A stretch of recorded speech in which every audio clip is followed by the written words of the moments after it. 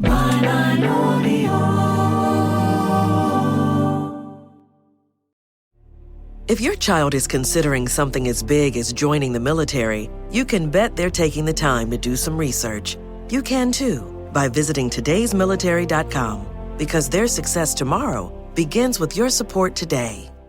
Hi there and welcome to the Byline podcast. This time Lord Ali Dars is reporting to what he describes as the awful state of the NHS, with long waits in A&E alone estimated to cause an additional 14,000 deaths a year. Now, we've reported numerous times on this podcast about the impact of austerity on the health service, but Sir Keir Starmer says there will be no extra money, at least not without reform, whatever that might mean. In July, we heard on this podcast from John Ashton, former Director of Public Health for North West England, who argued that when it comes to treating patients, prevention is better than cure. Since the health service came into being in 1948, the proportion of money spent on health care has got sucked into the hospitals. Even since 2015, a larger and larger proportion of the NHS budget's gone into hospitals and less in general practice. Public health budgets have been shrunk in the last 10 years. So we hear lots of talk about prevention, but the money doesn't follow the rhetoric. And if we look at the differences in life expectancy, but also the period of time that ordinary working people live with long-term conditions and disabilities before they die early, there's huge scope for prevention. Maybe the Prime Minister was listening. He is arguing for a prevention revolution with a 9 p.m. watershed for junk food advertising, a ban on the sale of energy drinks for under 16s, as well as supervised toothbrushing for preschool kids as part of his 10-year plan. Will it be enough? We're joined by Chris Thomas, who heads up a commission on health and prosperity for the IPPR think tank, Dr. John Puntis, co-chair of the campaign group Keep Our NHS Public. First, though, I want to talk to Matthew Hulbert from Leicestershire, who sadly lost his mum to sepsis in 2022 after she had to wait 11 hours for an ambulance. Welcome all. Matthew, I think it's really important to hear a patient voice in this discussion. Just tell us about what happened to your mum. Yep, so 10th of July 2022, she fell in the early hours at her home here in Leicestershire. She'd fallen before, so she had one of those council alarms that you could press if you fall. So I was alerted at my flat in Hinckley. I got to her with a friend. She said she'd hurt her ribs, so obviously we didn't try and move her because we were told not to. We were told that there could be an up to 10-hour wait, but that was unlikely. So we called at 5:01 a.m. and at 4 p.m, 11 hours later, a paramedic in a car finally arrived, checked Mum over, further called for an ambulance, which arrived shortly after that. Mum was taken to hospital, where she died 2 days later after an infection turned to sepsis. That's such a sad story, Matthew. Was the sepsis, do you believe, related to that horrendous wait for an ambulance? I don't know, and I've been asked this a lot, and the answer is I don't know, and I try not to speculate about it because it's the kind of thing that could drive you stir crazy. I mean, it may be that it was exacerbated by those 11 hours, but certainly whatever, those 11 hours on her bedroom floor would not have done her any good at all. And you have first-hand experience, as many of us have, of the inadequacies of the NHS. I'm sure that everybody on this podcast will appreciate the great things, the wonderful things that the NHS does for people. And of course, it is free at the point of service, no matter how rich or poor you are. But as Lord Dars's report makes out, and as your experience bears witness, there is so much that needs to be improved in the NHS.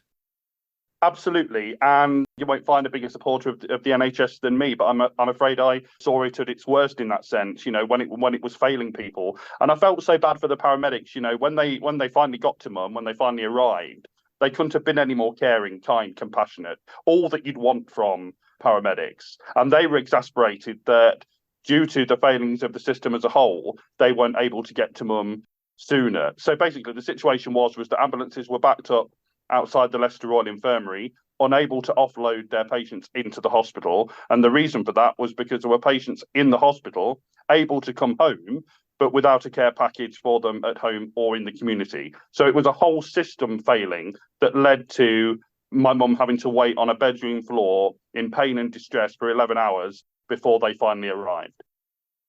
Chris, in some respects, what Lord Darcy has told us is not news, is it? I know the King's Fund produced research last year showing that the UK has less medical equipment and fewer beds than comparator countries. It has fewer CT and MRI scanners than countries that it might be compared with, fewer doctors and nurses, and patient outcomes are worse than average. Now, John Ashton argued very passionately for prevention, but the reality is that we have an aging population, many people with chronic conditions, and we're lagging so far behind that, yes, prevention's important, but we need money as well, don't we?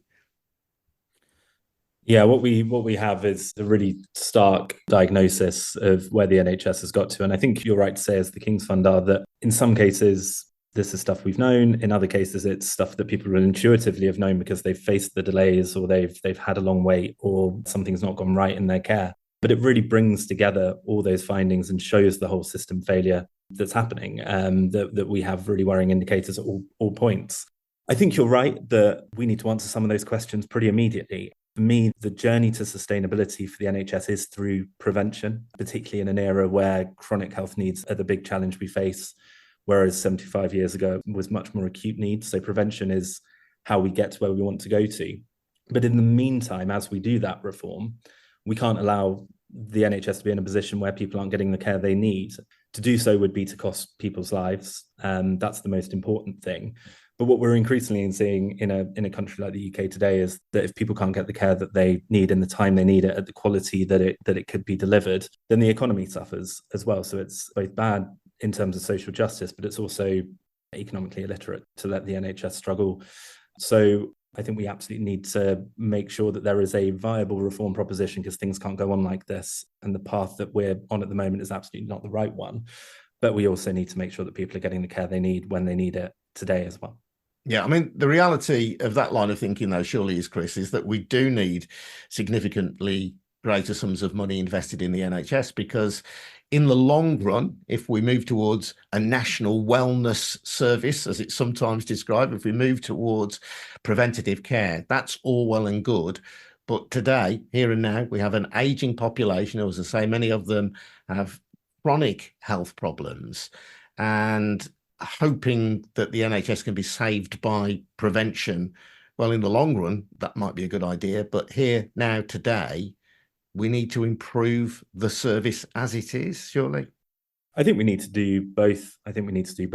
Obviously, there is a very immediate crisis that needs answers in terms of just the sheer capacity that the NHS has. But over the long term, you can actually get to the point that you have far better health outcomes and far more headspace and lower essential expenditure costs for the NHS through prevention. One piece of research that we undertook at IPPR was what happens if the health of the population improves at the fairly moderate pace that it improved under the new Labour government last time. And that improvement of health of the country saves the NHS huge amounts, because less people come through the doors, but when they do come through the doors, they often have less complicated needs. Perhaps they're a bit older, but it's less expensive. The thing is that the ability to take that pressure off the NHS through prevention, through public health, the control over that sits almost anywhere but the NHS. I mean, the NHS has some role, but that's about what we do on things like public health. That's about what we do in spaces like education. That's the real challenge the government faces, is how it can get that level of collaboration and coordination right so that the health of the nation gets better, as much as it's a challenge to do anything in terms of reform within the healthcare service itself. John, in 1997, when New Labour was elected, Alan Milburn was the health secretary, and he spent a lot of public money on private hospitals, and they were used to help reduce waiting lists, significantly reduce waiting lists. And in the short term, that did have a positive impact on the NHS. Is that something you'd endorse now? Well, actually, I would challenge that statement. There was a Common Select Committee report which looked at the independent sector treatment centres, pointed out that they added very little capacity, that they were more expensive, that they undermined NHS services, and that there were serious worries about quality of care delivered. So it's interesting going back and looking at the justifications for those, what I would call experiments with the private sector, and none of them were really delivered. And this is very clear. And we definitely shouldn't be going back in that direction. And it's interesting that the people who seem to have the ear of the health secretary at the moment are Alan Milburn, Paul Corrigan, and others from the past who I think were preoccupied with marketisation of healthcare and wasted a lot of money. And I definitely don't think we want to go back down that route. And similarly, the whole question of whether the private sector has spare capacity that's going to help out, I think that's very, very doubtful. I mean, we're always told the private sector's lean, mean, and efficient. Now we're being told there's lots of people sitting twiddling their thumbs, waiting for more work to come from the NHS. Both can't be true. The idea of some kind of marketisation within the NHS appears to be endlessly fascinating to both Conservative and Labour. I'm thinking back to Andrew Lansley and his notorious health reforms in 2012, the introduction of an internal market into the NHS. Now, Keir Starmer has said that he doesn't want to have yet another reformation in the NHS. And as somebody who used to work in the health service, I know that these reforms of the NHS seem to come along so often. Is he right, though, to say, well, look, let's not try and roll back where we are. We've got to work with the position that we're in and try and make it work from here? We definitely don't need another major reorganisation at the moment. And Lord Darcy has said this in his report, don't let's have a big reorganisation. It's not wanted, it's not necessary. And he's also very helpfully, I think, said, don't be tempted to think of changing to a different funding model, because if you look at comparable countries that rely on social insurance type models and people paying fees, they're actually more expensive. So there was a good steer from Darcy there to stay away from thinking of any fundamental change in the system. And I think when Wes Treating said the NHS is broken, which is not an assessment I would agree with, it was very interesting that Patricia Hewitt came straight in, one of his mentors, came straight in and said, what he means is that the system is broken and we need, the model is broken and we need a new funding system. And I think that's completely the wrong direction of travel. I tend to agree with John. I mean, I think what we're staring down the barrel of in terms of defining what this word reform means is that there are lots of options that take us to either what other countries are doing or what we've tried to do historically in a way that would have pretty massive opportunity cost.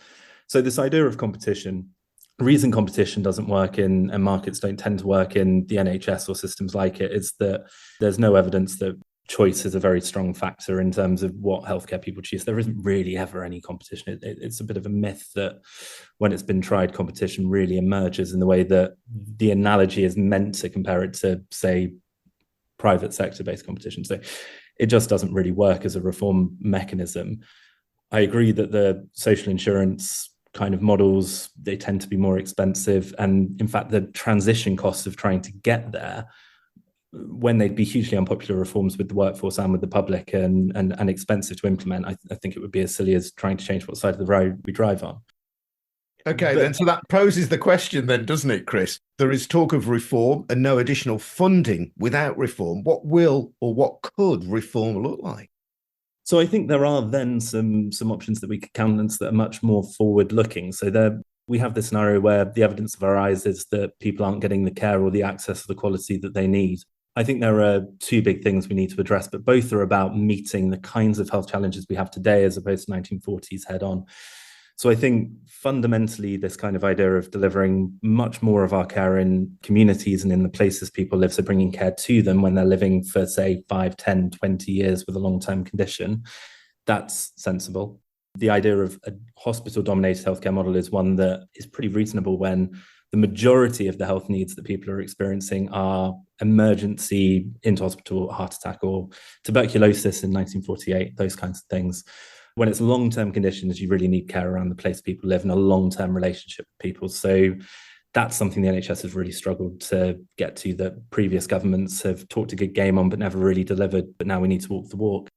And this idea of a more proactive approach to health outside of the NHS to take pressure directly off the NHS and give it headspace, that would be a big shift, to think of health as about more than healthcare, but explicitly with the purpose of making healthcare better and more sustainable, would be a big challenging agenda for government to grapple with. So those things are both reform. They're not social insurance systems, but they're exciting reforms that could help. So I think those are the kind of things that we should be looking at. Go on, Matthew.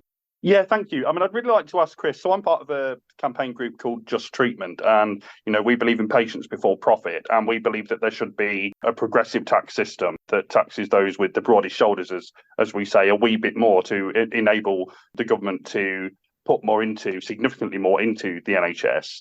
I mean, I get the politics of it, and so that may well be the answer, but is the politics of it the sole reason why this Labour government won't even consider going that way of having a more progressive tax system and properly funding our public services? So not to speak for Labour, but I first and foremost agree with the idea of a more progressive tax system. So I'm strongly on board with that. The other thing is windfall taxes on oil companies have been popular and effective revenue raisers. There are many companies out there that profit at the expense of our health, tobacco, unhealthy food, alcohol. Deaths are up 30%. I think we should ask them to pay for the cost of the products they're producing, and that creates a huge amount of potential revenue. So I think those options of, can we find places to get money that can be used for investment, that's definitely there. The one thing that I think maybe makes the sustainability question quite an important one for the NHS is less about whether we should put more funding into it and more about the balance of funding within the public sector as a whole. One thing I wouldn't want to see happen in the future is the share of total government expenditure that the NHS gets, which has risen pretty sharply over the last 75 years, happening at the expense of good education and other state-run services. So I think that's why sustainability is key. But on your point, Matthew, I think progressive tax system and finding money to deliver investment, strongly agree. Can I follow up just by asking, and this may be a naive question, but I'm going to ask it anyway. We're hearing that the likes of Alan Milburn are getting in to see Wes Streeting. How often is he seeing patient groups and patient representatives? Is he seeing us at all? And if not, shouldn't he be, to hear our experiences of the front line of the NHS?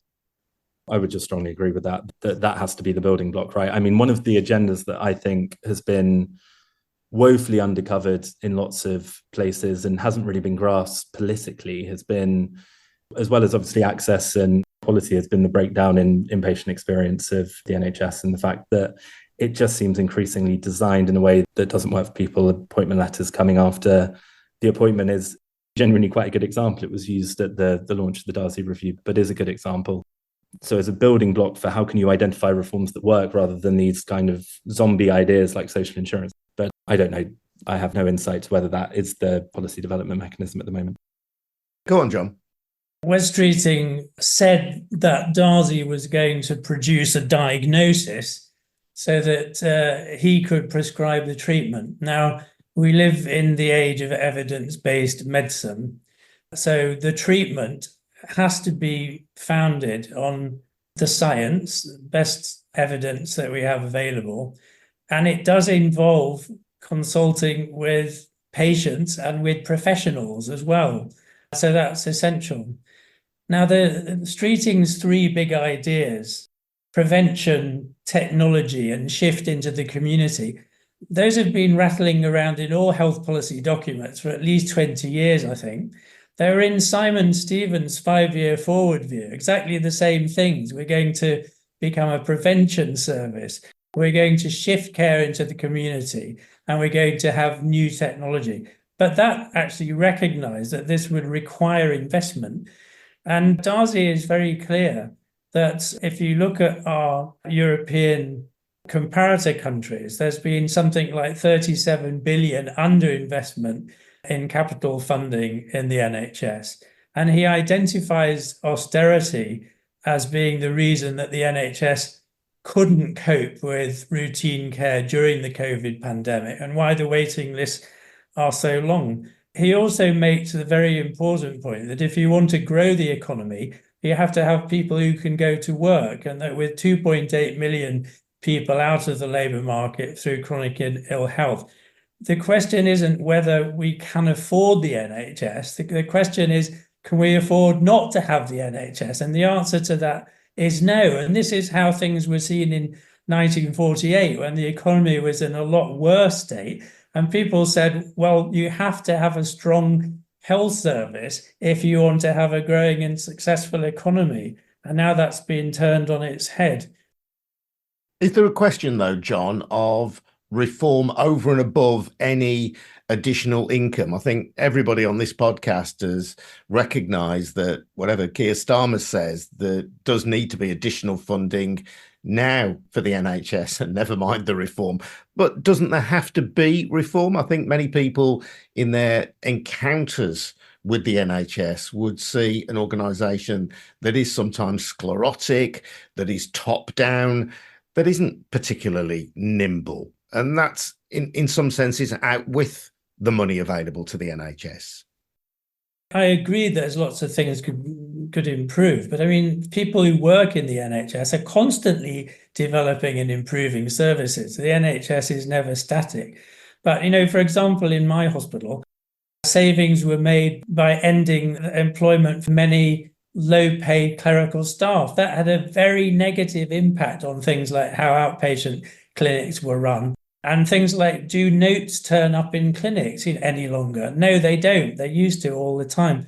And IT systems, we know, are very poor. They're not joined up. There's lots of things that could be done. But reform is a very, very empty word unless you have specific things. We know there are problems with the NHS.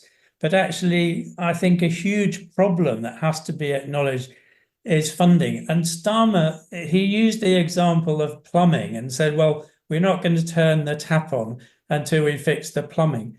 I can't get a plumber around to fix my plumbing unless I pay him.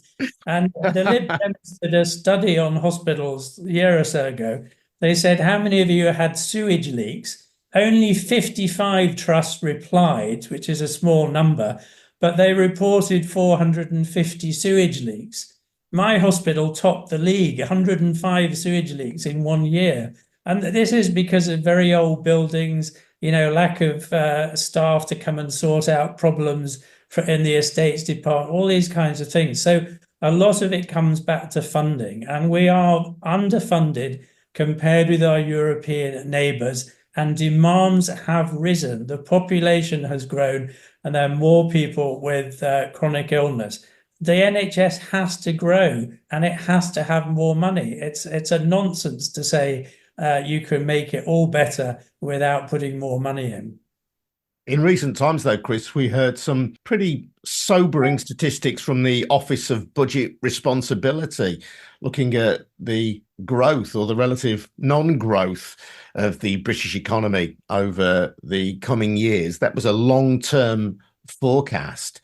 So this may be bigger than this discussion, but how do we get more money into the NHS at a time when there appears to be no more money in the economy?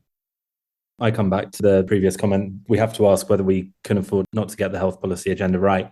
So thinking about what people at the Office of Budget Responsibility, and in fact, actually International Monetary Fund and a range of other economic institutions are talking about this, what they've said is that they think that rising sickness and rising need and unmet need, particularly unmet need, is among the biggest potential drag anchors on economic growth that we have in front of us. It is a massive and major fiscal threat. It's tempting to think that falling sick in a country like the UK is free. It's not free. You don't have to pay the hospital bill, but your work and your earnings and everything about your economic life will be impacted if you don't get the support you need.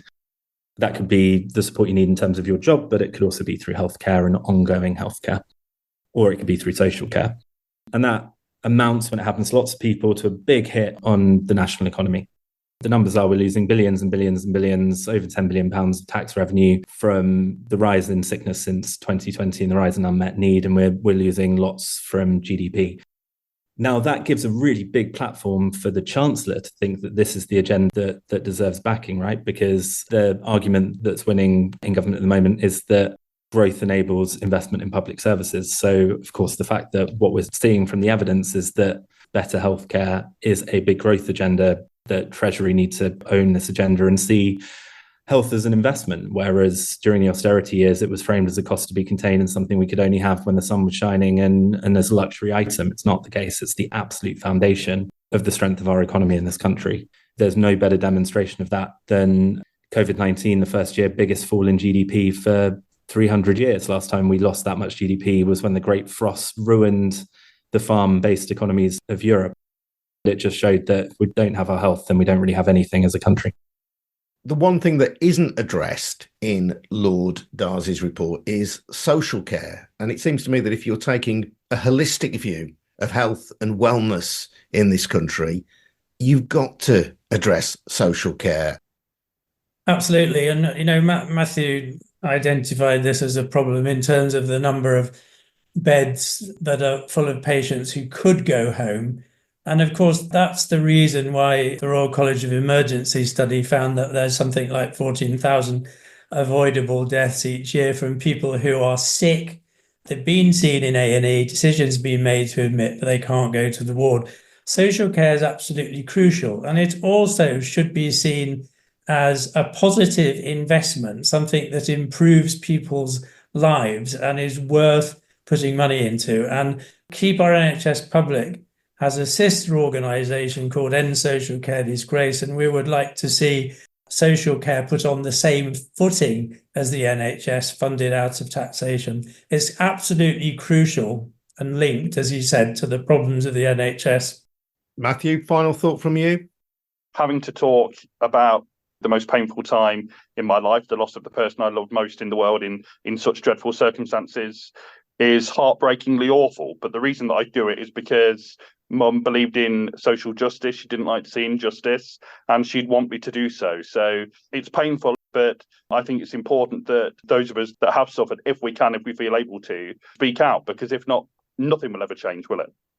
Matthew, thank you so much for your time. Thanks also to Dr. John Puntis. Thanks to Chris Thomas from the IPPR. I'm Adrian Goldberg. This has been the Byline podcast, brought to you from the Byline Times and the Byline Audio Network. Check out bylineaudio.com for more fantastic podcasts, including Adventures in Americana with Bonnie Greer and Hardeep Matharu, and the really very witty and very informative Utter Bollocks with John Mitchinson and Otto English. Thanks for listening. We'll see you again soon. Cheers now. Bye-bye.